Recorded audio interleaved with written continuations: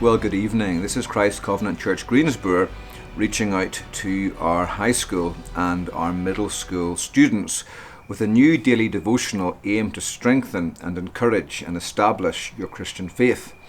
To do that, I want to walk through the Shorter Catechism with you over these next few months. And my purpose for doing that really is that I know of no clearer, no better summary of the Christian faith than the Shorter Catechism. 107 questions, one following after the other like a line of falling dominoes, all designed to teach you the beginning, the middle and the end of what it means to be a Christian. Now, one of the great benefits of this catechism that was written back in the 1640s during the English Civil War by all of the Orthodox ministers in the British Isles, one of the great benefits of this catechism is that it is thoroughly God-centered and God-focused. It's just full of God. And as such, it will serve to draw your heart and your mind away from yourself and away from your circumstances and up to God. And it'll give you tremendous poise and balance when it comes to living the Christian life. There's a famous story that Benjamin B. Warfield, who was a theologian, a Presbyterian theologian during the American Civil War, he tells this story of an army officer he knew that was walking through the town, I think, of Fredericksburg during one of the sieges when the Union Army were shelling the city, and there was just chaos and mayhem and explosions left, right and centre. And in the midst of all this riotous catastrophe, this officer's walking down the main street of the town, and he sees another man walking toward him. And he was immediately impressed by the bearing of this man. He just walked tall and steadfast, and he looked as if there was real steel in his backbone. And the officer asked him as he walked past, "Sir, what's the chief end of man?" And the man looked at him and said, "Man's chief end is to glorify God and to enjoy him forever." And the officer said, "I just knew you were a Shorter Catechism boy by the way you walked, sir." And the man said to him, "I was thinking just the same thing about you. Here are men walking through a battlefield with explosions going off all around them, and there was a calmness and an inflappability in their souls that was produced by the ideas contained in this ancient catechism."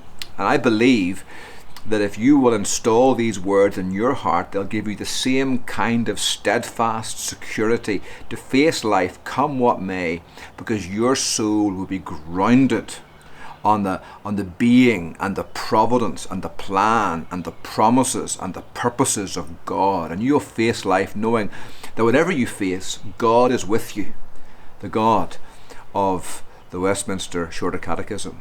Let's take a brief moment then this evening and think together about this first catechism question. What is man's chief end? Man's chief end is to glorify God and to enjoy Him forever. This is the purpose, the meaning of life on earth. This is why God put you on the planet, to glorify and to enjoy Him forever. Are you doing that? Is that the purpose with which you are living your life? Is that the great aim of your existence, to glorify and to enjoy God? What do we mean by that statement? And whenever we glorify, whenever we say that we exist to glorify and enjoy God, what we're saying is that we believe, really believe in our hearts, that God is not only the greatest, but also the best of all beings. He's glorious. The Hebrew word glory, or kabod in the Hebrew, literally means something that is weighty and significant. It's interesting, when God created the universe, He designed the physics of this planet in such a way that weighty subjects attract one another. So your weight, it's interesting that God has so designed the universe in which we live that weighty things attract one another. It's called the law of gravitation. And the greater the weight, the greater the attraction. So your weight, let's say you're a teenage boy and your weight's say 150, 160 pounds, that means that the earth is pulling you down with the weight of 160 pounds. If you were double the size that you are, you'd be 320 pounds. No surprises there. But if the earth was double the size it is, you would also be 320 pounds, because that weight that you have is not just a function of how big you are, it's actually a function of how big the earth is.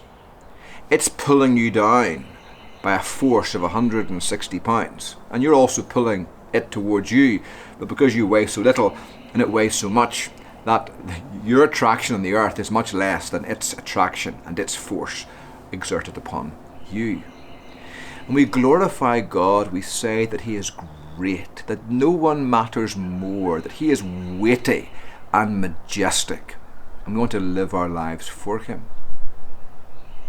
Now, notice the Catechism joins glorifying God and enjoying God. The two go together like water and wet.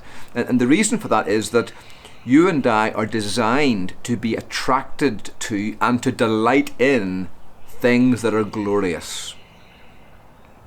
To put it another way, we all long to see and behold and to touch and be touched by the wow factor. That's why some of you spend hours watching TikTok or YouTube, and you're looking for the videos that are cool, people doing cool things, or with amazing abilities, rock climbers, athletes, musicians, singers. And we see them and we are amazed by their ability. And we want to cry out, wow, that's awesome. And that kind of wow factor is how you feel in the presence of glory. And the thing is, all of the glorious things down here in this world are really little dim echoes of the glory of their Creator.